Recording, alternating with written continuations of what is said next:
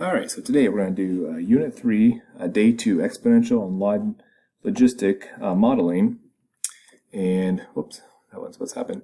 So our learning target, I can use exponential growth, decay, and regression to model real-life problems. And also, I forgot to add this, it's also going to be a logistic too. It's going to use logistic growth to model real-life problems. So just a quick refresher. This is an exponential population model. So you got your initial population and then 1 plus the rate at which it grows raised to the t power, t being the time, typically in years, but it doesn't have to be. Also a review here, and this says P, that's like your A, and then 1 plus R, that's your population growth, the rate. Well, this B is that rate, and then X is the exponent. It's growth if B is greater than 1. So if it's 1 plus something, that's going to be growth. If it's less than 1, so if this ends up being minus R, so if it's like between 0 and 1, then it's actually decay. And how you find that, so the growth factor would be 1 plus the percentage as a decimal, so like 50% would be 0.5 because you make it as a decimal. If it was, if you lost 20%, then your decay factor would be 1 minus 0.2 or 0.8. So 0.8 would represent a 20% decay factor. So finding growth and decay rates. So tell whether it's exponential growth or decay, and then find that percent, that rate of growth or decay. So this first one, this is the population of San Jose. This doesn't really matter as much for what we're being asked. This is just the initial population when everything started. So at whatever year they started, could have been 2000, could have been 2010, that'd be your 0, that'd be your population. What really matters to us is this guy right here. What are we multiplying by over and over and over? Well, we're multiplying by 1.0064. That means the 1, you're getting back what you started with plus a little bit more, so that's growth. So this is growth. Now, as a percent growth, got to move the decimal twice, so it'd be 0.64%. So not 64%, 0.64%. So it's growing slowly, but it is still growing. This next one then, here's your initial value, not as important for what we're doing, but here's what I'm multiplying by every time. So if I multiply this number by 0.9858, I'm actually going to get a smaller number than what I started with. So this means that it's actually decay. We're losing what we had. And if I take 1 minus this, that resulting number, and then move the decimal, it'd be a 1.42% decay. Okay. Next one, determine the exponential function. So this is where you're going to give me the function. So it has an initial value of 12 and an increase at a rate of 8% per year. So and we can say f of x, or you could just put y there, but the initial value is 12, so that's your a value up here. And then what I'm multiplying by every time, I'm going to add 8%, so it'd be 1.08 I'm going to multiply every time, and then an x up here. So this function would represent an initial value of 12 and a growth of 8% per year. The population of Vilson, totally made that up, but the population of Vilson in 1910 was 4,200. So assume the population increases at a constant rate of 2.25% per year. First A, write an exponential model. So we're going to just say the initial value is 4,200, so the initial year. So in 1910 is just going to represent year 0. So we'll just say years since 1910. So this would be the population with respect to time would equal 4,200, and now we're going to have a growth factor. Okay, every year we want to add 2.25%. That'd be like multiplying by 1.0225 every time. Okay, so there's my function. Again, where t represents the years since 1910. Now determine the population in 1930 and 1900. Well, 1930, that'd be 20 years, so that would be t equals 20. And 1900, this is actually going to go back in time, so that would be t equals negative 10. So we're going to go back 10 years. So we're going to plug those guys in. So P of 20, if I put it in my calculator, is 6554.14. We'll just always round, so 6,554. And then if I want to know and go back 10 years in time, it would be 3362.14. So, and that makes sense if the initial value is 4,200, that it was actually less than that 10 years before that. Determine when the population is double what it is in 1910. So I just use a graph. Okay, so I'm going to type that function into my calculator. Again, we're just going to use our graph. I know that some of you probably remember from last year that you could actually solve this. You could plug in double, so you plug in 8,400 and for P of t, and then use logarithms. But we haven't gone over logarithms yet, so I'm just going to use the graph itself. So if I graph this guy, or I don't like that. Let's do my window here. So I'm going from 0 years. Let's see, well, 30. Let's do 40 years just to make sure. And then my population, I want to make sure that my 8,400, which is double, is in my screen. So I'm going to say 8,500. I'm going to graph that. And now I can either scroll or I can use a table, but I want to look for when. So P of what? When does that equal 8,400? Put a question mark. So if I trace this guy, again, I'm looking for when does that y equal 8,400?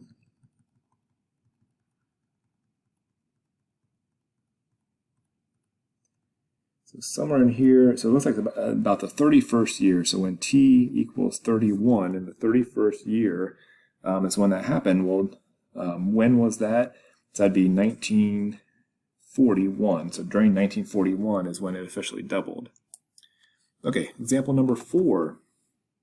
Modeling bacterial growth. We're going to talk about doubling time and half-life. You probably remember that from Algebra 2. This is something we consider a lot of times with biology or with science. We worry about doubling time or half-life, halving time. So suppose a culture of 100 bacteria is put into a petri dish and the culture doubles every hour. Predict the number of bacteria, or when the number of bacteria will be 350,000. So let's write the function first. So the population with respect to time of the bacteria is going to equal, the initial value is 100, and now it doubles every hour. So every 1 hour that passes, it doubles. So it's going to be multiplied by 2 every hour. So I'm going to type that into my calculator, and I'm going to graph it. Again, I'm going to look for my window here. I need to change things up a little bit. Get to stop. Let's go to my window. I have no idea how many hours it's going to take. We'll say 100 hours and just see if that gets us there. But I do need 350. 350. Actually, I'm going to do 360,000. I need that to fit on my screen. Okay, that's not even close. Actually, no, it is. It's over here somewhere. So now I can do a trace.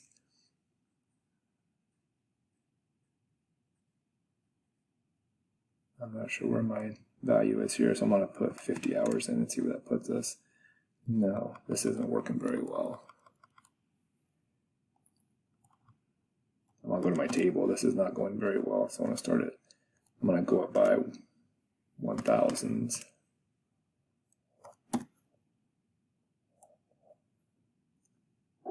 Why is it doing that? Okay, well, I figured it out. So it's happening so much faster than I expected it. After 10 hours, I'm at 102,000. If I go to 11, I'm at 204,000. And if I go to 12, I'm past that. So it was during the 11th hour is when it happened. So T, it's going to be between 11, maybe I'll just do this, to 12, somewhere between 11 and 12. So during the 11th hour is when it happened. So that happens fast, very, very quickly there. Suppose the half-life of a certain radioactive substance is 20 days, and there are 5 grams present initially. Find the time when there will be 1 gram initially. we're going to use a graph on this because we haven't reviewed logarithms yet, but it would make it a lot easier. But my population of this stuff with respect to time is going to be, I start with 5 grams initially, and then I'm going to multiply by a half every 20 hours. So it'd be, if, I'll just say t over 20, because 1 hour would be 1/20th of 20 hours, so it'd be 1/20th of a half-life. So I'm going to put t over 20, and then I'm going to graph this guy and see what happened. Okay, so I'm going to type it in my calculator. My window here, again, I don't need to go very, this is going to be decaying, so I could actually just put a maximum of 5 where I start. And we'll see where it goes here. This might be, x might be a little too big. But I do want to know, when does this equal 1? So I'm looking about right there. So that's a 1 right there. What is that? So I'm going to trace back until my y is about 1. It's about right there, 46. Yeah, somewhere in there during the 46th. The 46th day, right? Yeah, so t equals about 46 days. Now, hopefully that kind of makes sense, because every 20 days is cut in half. So after 20 days, it'd be 2.5 grams left, and then 20 days later, it'd be 1.25 left. So it's going to take a little bit more than 2 sets of 20 days, so a little bit more than 40 for it to be down to 1 gram. Okay, backside now, we're going to do some modeling. Okay, so modeling the exponential, or modeling using exponential regression. And here's our data. So if you want to pause the video and put that data in there, we want to look at what is, we want to predict what 2019 would be. And I'm just going to use this as 0, and this is 10, this is 20, so years since 1900. So I'm going to basically, x equal 119, which is 119 years after 1900. So first, put all that data in the calculator. So if you need to pause, go ahead and put that in there. And then I'm going to do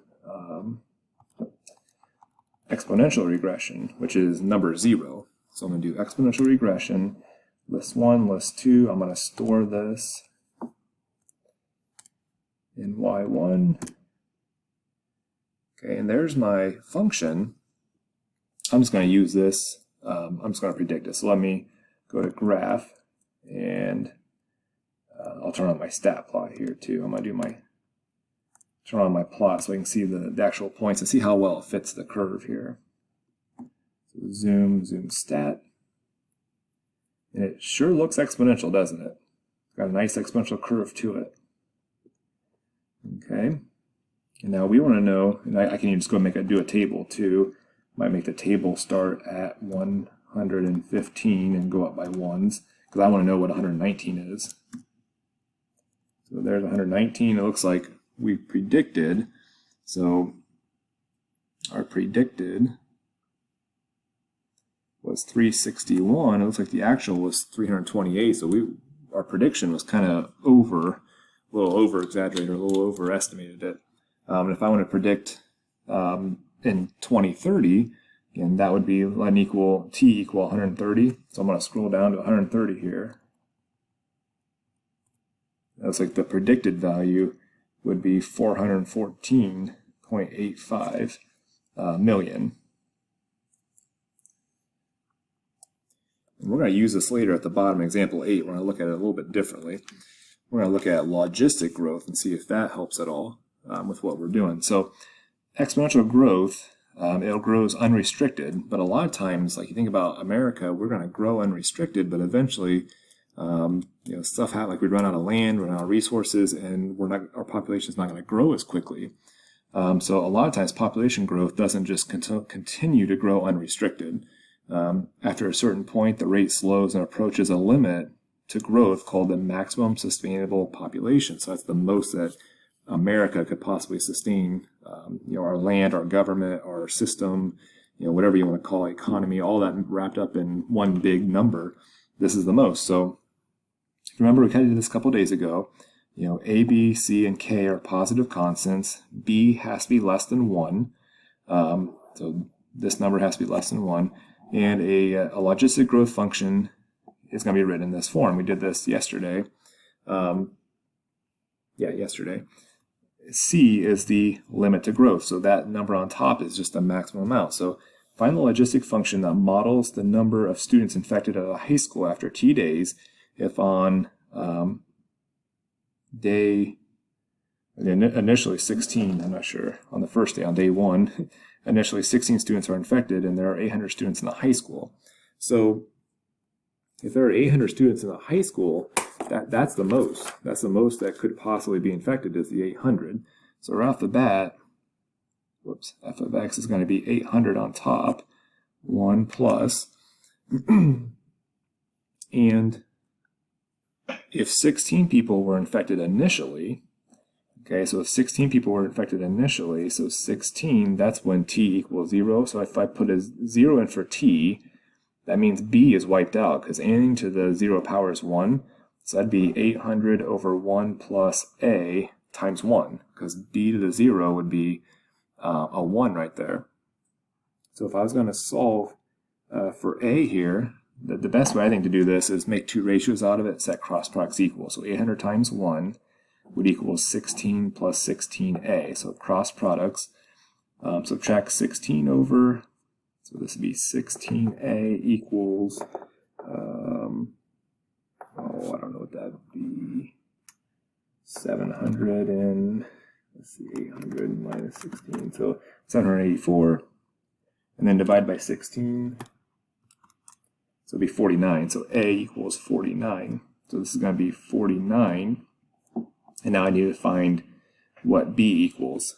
Okay, so I'm going to figure out what b equals here. So my second piece of information is there's 800 students, there's 201 students on day 14. So 201 students on day 14, so that equals 800 over 1 plus, we just figured out that a was 49, and then b to the 14th power. Okay, so same idea here. In fact, I'm going to leave this, I'm not going to distribute this out. It'll just be 201, times 1 plus 49, b to the 14th equals 800. I'm going to divide by 201, and then actually I'll divide by 201, that leaves this. Now if I subtract the 1 over, and then divide by 49, all this by 49, I have b to the 14th equals whatever this is. So this is, if I put in the calculator, 0.0608. Now I'll take the 14th root of both sides, and that would be 0.819. So 0.819. So now that's going to be 0.819 is my b raised to the x power. So that is my function that models it. Okay, and then the last one here, use the data from the table above. So this data up here, we already have it in our calculator, so that's good. We're going to do a logistic model instead. We're going to see, does, when we looked at it, exponential matched the data pretty good, but maybe logistics even better. So let's go back. We can go back to stat, over to calc, and I'm looking for logistic. Yeah, right there. So letter B on mine. I'm going to do logistic. I'm going to use the same L1 and L2. I might store this in Y2 just so I can compare. So I want to compare this to the exponential function.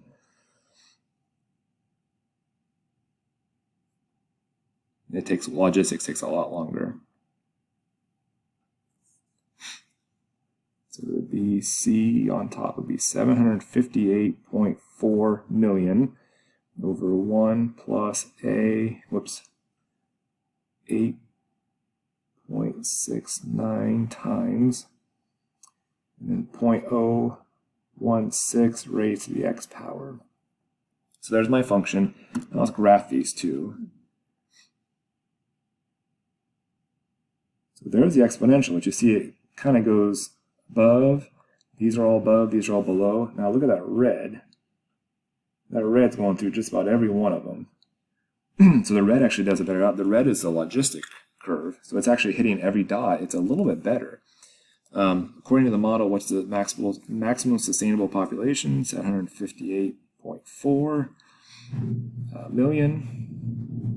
That's just from the top up there. So according to this, what were we in 2019? So we're about a little under half what our country can handle. Use a model to predict the population in 2019. So again, I'm just going to go to the table. Oops, yep. And same thing, these are just comparing, this is the exponential, this is the logistic. And if I want 2019, that would be, got to go over to 119. So this would be, the logistic predicts 336.22 million, which is a little bit more accurate. Okay, remember above here, the exponential predicted 361 compared to this. That's significantly further off than 336 is. Okay, now predict it in 2030. So if it's 2030, that'd be, I'm going to go down to 130 for X. The red is predicting 369.96 million. So the logistic curve is probably a little better at predicting than the exponential curve because we're talking about population.